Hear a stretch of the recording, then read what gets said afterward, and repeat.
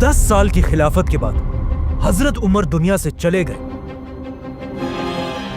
لیکن ان کے وفات کے صرف 3 دن بعد حضرت عثمان مسلمانوں کے نئے خلیفہ بنے، جو ایک بڑے صحابی ہونے کے ساتھ ساتھ دنیا کے سب سے امیر لوگوں میں سے بھی تھے، جس کے بعد حضرت عثمان 12 سال تک مسلمانوں کے خلیفہ رہے، جس میں انہوں نے مسلمانوں کو ایک قرآن پر یونائٹ کیا، اسلام کی پہلی کرنسی بنائی، مکہ اور مدینہ کی مسجدوں کو ایکسٹینڈ کیا، جو آج تک جاری ہے۔ لیکن خلافت کی سب سے پہلی اور بڑی بغاوت بھی حضرت عثمان کے دور میں ہی ہوئی۔ لیکن اب مسئلہ یہ ہے کہ اس سب کے بعد بھی لوگ باقی 2 خلیفاؤں کے بارے میں تو بہت جانتے ہیں، لیکن حضرت عثمان کے بارے میں لوگ بہت کم جانتے ہیں۔ حالانکہ حضرت عثمان کی سٹوری بہت ہی انسپائرنگ ہے، کیونکہ حضرت عثمان خلیفہ بننے سے بہت سال پہلے مکہ کے کسی عام گھر میں نہیں، بلکہ مکہ کے سب سے رچ خاندان بنو امیہ میں پیدا ہوئے، اور ان کے والد عفان کا مکہ میں کپڑوں کا بہت بڑا بزنس تھا، جو مکہ سے باہر روم اور یمن تک پھیلا ہوا تھا۔ لیکن اچانک ایک دن جب حضرت عثمان کی ایج بہت ہی کم تھی، ان کے والد عفان کسی سفر سے واپس آتے ہوئے فوت ہو گئے۔ فوت ہونے سے پہلے عفان کے 2 ہی بچے تھے، بیٹا عثمان اور بیٹی آمنہ۔ اسلام سے پہلے عرب کا سسٹم یہ تھا کہ باپ کے مرتے ہی سارا کا سارا مال اس کے بیٹے کی طرف جاتا تھا اور بیٹیوں کو کچھ نہیں ملتا تھا۔ اسی لیے آف کورس عفان کا پورا بزنس اور سارا مال بہت ہی کم ایج میں حضرت عثمان کو ملا، جس کی وجہ سے بہت ہی کم ایج میں حضرت عثمان مکہ کے سب سے امیر لوگوں میں سے ایک بنے۔ اسی لیے مکہ کے سارے جوان لڑکے حضرت عثمان کو ایک رول ماڈل کی طرح دیکھتے تھے۔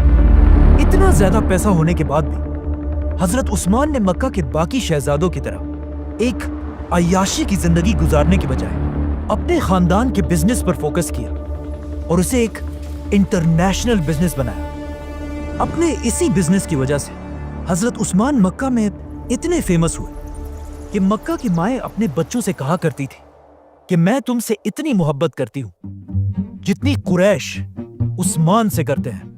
اب جب حضرت عثمان مکہ میں اپنے کپڑوں کا بزنس کر رہے تھے، وہاں ایٹ دا سیم ٹائم ایک دوسرے آدمی کا بزنس بھی بہت تیزی سے آگے بڑھ رہا تھا، حضرت ابو بکر رضی اللہ تعالیٰ عنہ، اور یہی سے ان 2 گریٹ صحابہ کی دوستی شروع ہوئی۔ ناؤ جب حضرت عثمان کا بزنس مکہ میں اپنی پیک پر تھا، ایگزیکٹ اسی ٹائم مکہ کے ایک غار میں رسول اللہ صلی اللہ علیہ وسلم پر پہلی وحی نازل ہوئی۔ آپ صلی اللہ علیہ وسلم کے گھر والوں کے بعد سب سے پہلے اسلام ابو بکر رضی اللہ تعالیٰ عنہ نے قبول کیا، اور اسلام قبول کرتے وہ سیدھا اپنے دوست عثمان رضی اللہ تعالیٰ عنہ کے پاس گئے اور انہیں بھی اسلام کی طرف لے کر آئے۔ حضرت عثمان، جنہیں مکہ کے جوان اپنا رول ماڈل سمجھتے تھے، ان کا اسلام قبول کرنا پورے مکہ اور اسپیشلی ان کے خاندان بنو امیہ کے لیے ایک بہت بڑا دھچکا تھا، کیونکہ حضرت عثمان کے بعد سب کو اس بات کا پتا تھا کہ اب مسلمانوں کو پیسوں کی زیادہ کمی نہیں ہوگی، کیونکہ حضرت عثمان بنو امیہ کے پہلے اور اکیلے شخص تھے جنہوں نے اپنے خاندان کے خلاف جا کر اسلام قبول کیا تھا۔ جب آپ صلی اللہ علیہ وسلم مکہ میں لوگوں کو اسلام کی طرف بلانے لگے تو پہلے لوگوں کا خیال تھا کہ محمد صلی اللہ علیہ وسلم یہ سب کچھ صرف اپنے خاندان بنو ہاشم کو پروموٹ کرنے کے لیے کر رہے ہیں، اسی لیے لوگ اسلام کو صرف ایک قبیلے کا ریلیجن سمجھتے تھے۔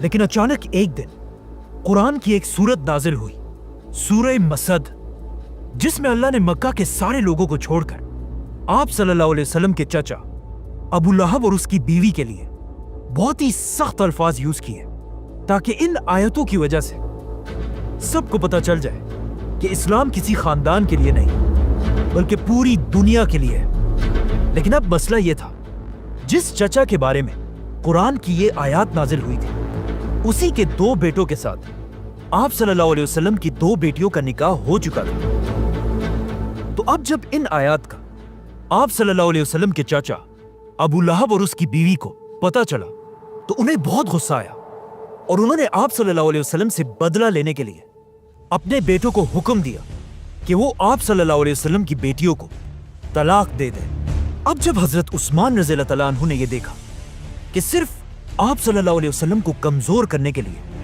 उनकी बेटियों को तलाक दिया गया, तो वो सीधा आप सल्लल्लाहु अलैहि वसल्लम के पास पहुंचे और उनसे उनकी बेटी रुकैया का हाथ मांगा। इस तरह हजरत उस्मान रज़ियल्लाहु तआला अन्हु आप सल्लल्लाहु अलैहि वसल्लम के बहुत ही करीब हो गए। ये देखकर उनका खानदान बनु उमैया आखिर और बर्दाश्त नहीं कर सका, क्योंकि ये बनु उमैया के लिए एक बहुत बड़ी बेइज्जती थी।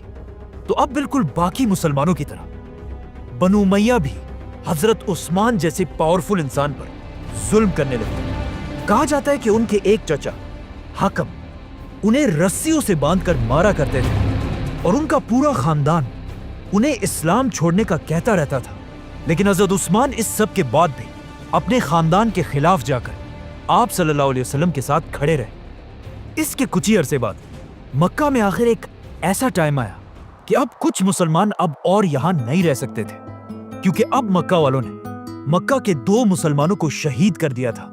तो रसूलुल्लाह सल्लल्लाहु अलैहि वसल्लम ने इन मुसलमानों को हुक्म दिया कि वो अरब को छोड़कर हबशा की तरफ हिजरत करें, जहां एक नेक बादशाह उनकी जरूर मदद करेगा।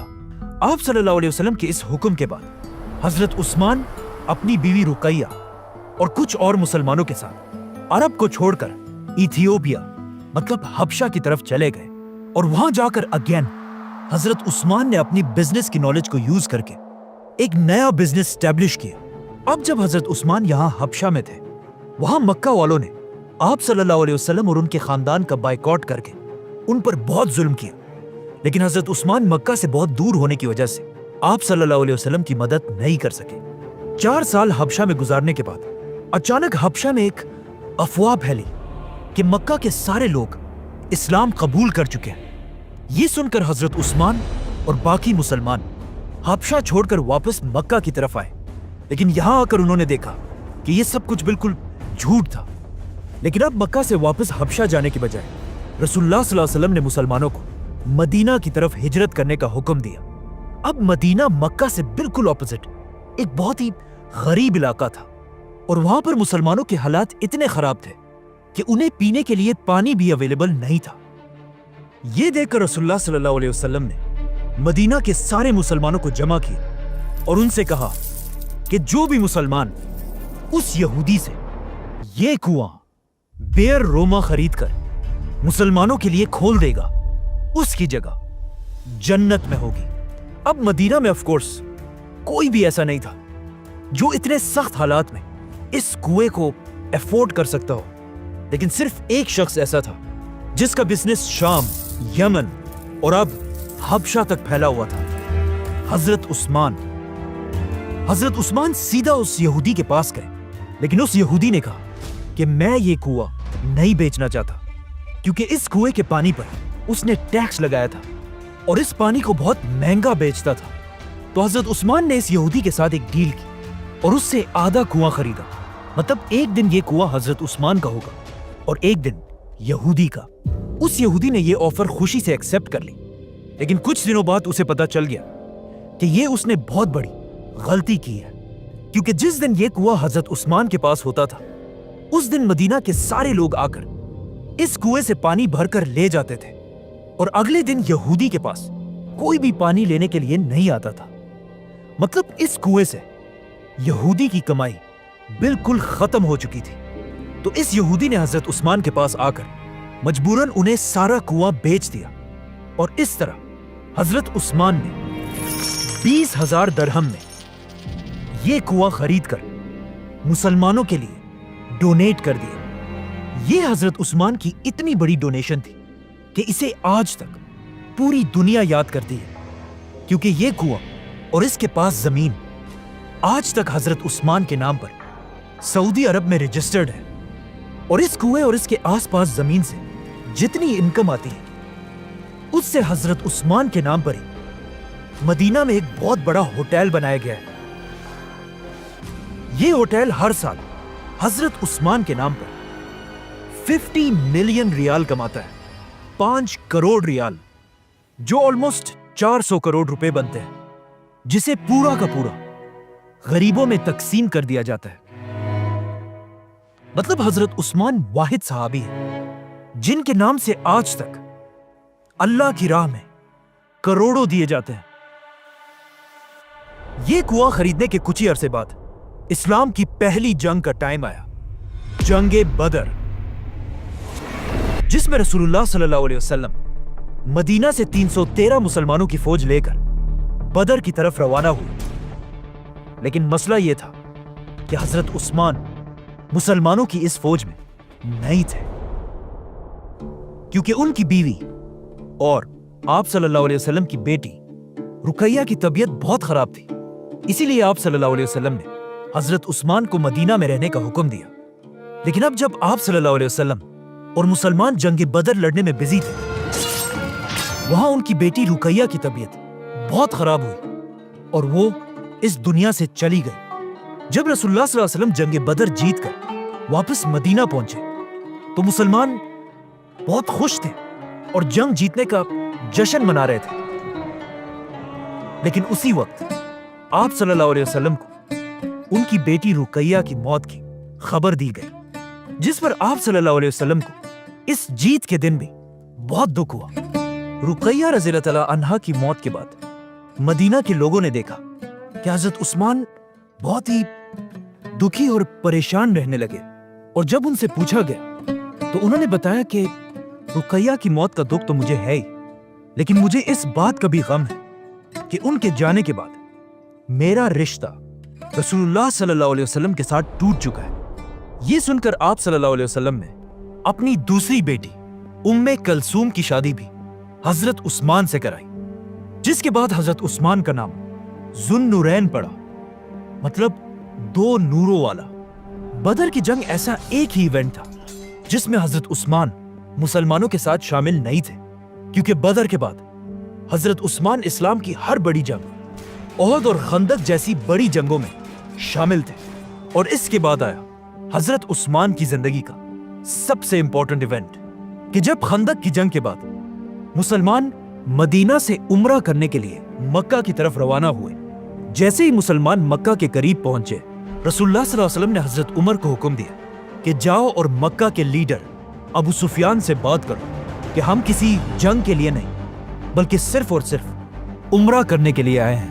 یہ سن کر حضرت عمر نے آپ صلی اللہ علیہ وسلم سے کہا کہ میرا خاندان مکہ میں اتنا سٹرونگ نہیں ہے کہ وہ میری حفاظت کر سکے, آپ میری جگہ عثمان رضی اللہ تعالیٰ عنہ کو بھیجیں, کیونکہ ان کا خاندان بنو امیہ ہے جن سے اس وقت مکہ میں کوئی بھی طاقتور نہیں ہے. آپ صلی اللہ علیہ وسلم کو بھی یہ بات پسند آئی اور انہوں نے حضرت عمر کو چھوڑ کر اس اتنی امپورٹنٹ ڈیل کے لیے حضرت عثمان کو بھیجا. اب جب حضرت عثمان مکہ کی طرف چلے گئے تو لوگوں نے یہاں آپ صلی اللہ علیہ وسلم سے پوچھا کہ کیا ایسا ہو سکتا ہے حضرت عثمان سب سے پہلے جا کر کعبہ کا طواف کر کے واپس آ جائے؟ تو رسول اللہ صلی اللہ علیہ وسلم نے کہا کہ جتنا میں عثمان کو جانتا ہوں وہ مجھ سے پہلے کبھی بھی طواف نہیں کرے گا. جیسے ہی حضرت عثمان مکہ پہنچے, وہاں ایگزیکٹلی ایسا ہی ہوا. مکہ والوں نے حضرت عثمان سے کہا کہ آپ باقی مسلمانوں کو چھوڑے, آپ بڑے خاندان سے ہیں اور خود کعبہ کا طواف کر کے واپس چلے جائیں. لیکن حضرت عثمان نے انہیں کہا کہ میں کبھی بھی آپ صلی اللہ علیہ وسلم سے پہلے طواف نہیں کروں گا.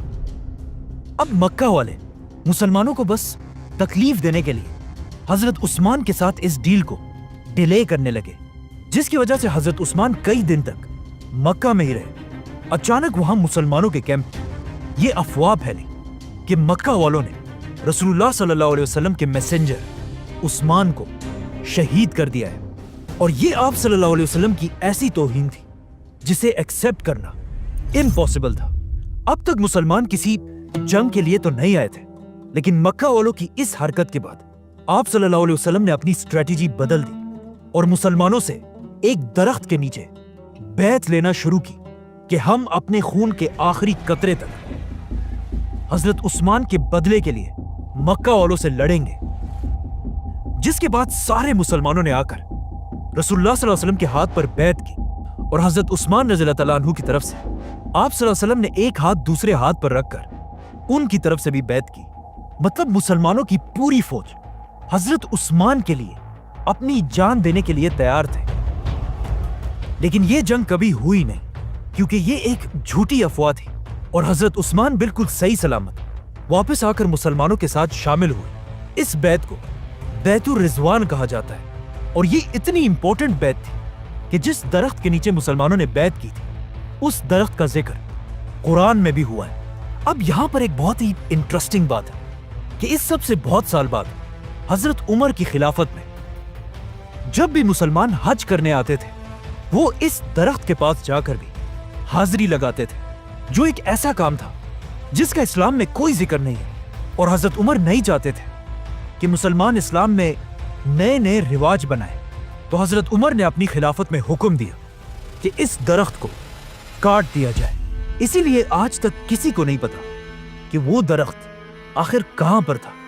اس کے بعد حضرت عثمان کی مدینہ میں اتنی اہمیت تھی کہ ایک دن رسول اللہ صلی اللہ علیہ وسلم کسی چھوٹی جنگ پر مدینہ سے کہیں دور چلے گئے اور جانے سے پہلے انہوں نے اپنی جگہ مدینہ کا لیڈر حضرت عثمان کو بنایا۔ اس کے بعد اسلام کے ہر ایونٹ میں حضرت عثمان آپ صلی اللہ علیہ وسلم کے قریبی ساتھی رہے۔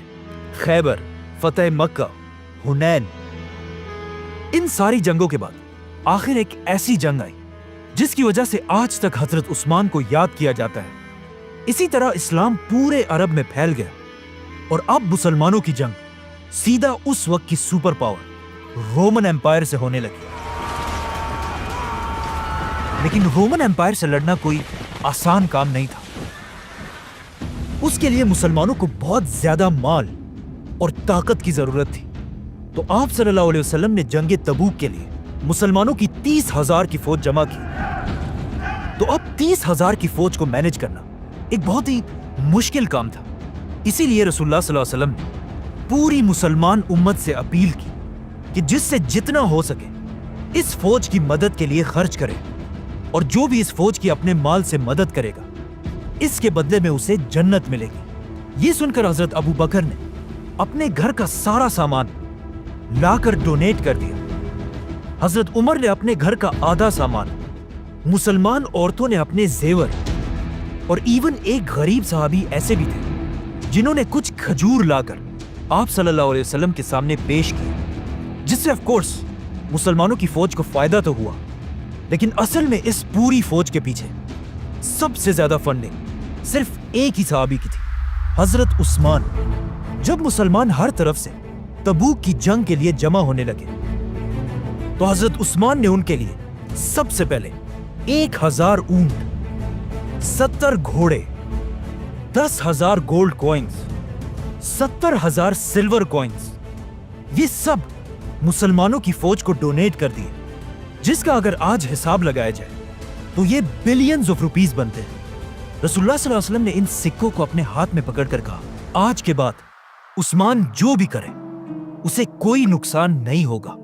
حضرت عثمان اور باقی مسلمانوں کی مدد سے مسلمانوں کی فوج مدینہ سے رومن ایمپائر کی طرف روانہ ہوئی، لیکن یہ فوج اتنی بڑی تھی کہ صرف اس کے کھانے پینے کا خرچہ بھی بہت بڑا تھا، اور کچھ ہی دنوں بعد اس فوج کے کھانے پینے کا سامان ختم ہونے لگا اور لوگ رسول اللہ صلی اللہ علیہ وسلم کی طرف مدد کے لیے دیکھنے لگے۔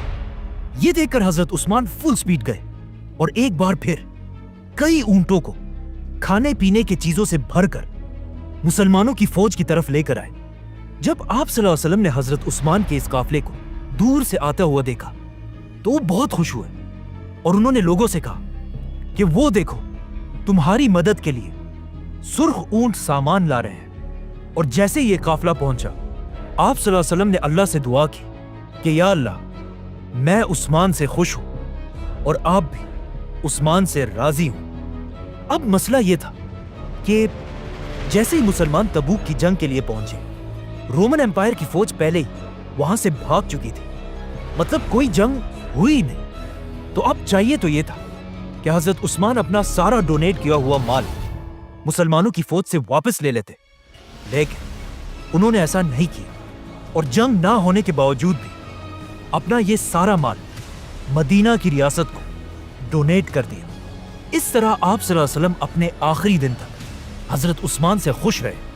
اسی لیے ان کی وفات کے بعد اسلام کے پہلے خلیفہ ابو بکر رضی اللہ تعالیٰ عنہ نے حضرت عثمان کو اپنا بڑا منسٹر بنایا، اور حضرت عثمان اسی طرح اپنے بزنسز کی طاقت سے مسلمانوں کی اس خلافت کو سپورٹ کرتے رہے، جس کے بعد حضرت عمر کی خلافت میں بھی حضرت عثمان ان کے سب سے بڑے منسٹرز میں سے رہے۔ لیکن جیسے ہی حضرت عمر کی شہادت کے بعد حضرت عثمان مسلمانوں کے خلیفہ بنے، رومن اور پرشین امپائر کے بادشاہوں کو سمجھ آ گئی کہ یہی ٹائم ہے مسلمانوں کی اس خلافت کو ختم کرنے کا، اور انہوں نے مسلمانوں کی اس خلافت پر ہر طرف سے حملہ کر دیا۔ تو اب حضرت عثمان نے یہ پروف کرنا تھا کہ وہ حضرت عمر کی اس اتنی بڑی خلافت کو ڈیفینڈ کر سکتے ہیں یا نہیں۔ سبسکرائب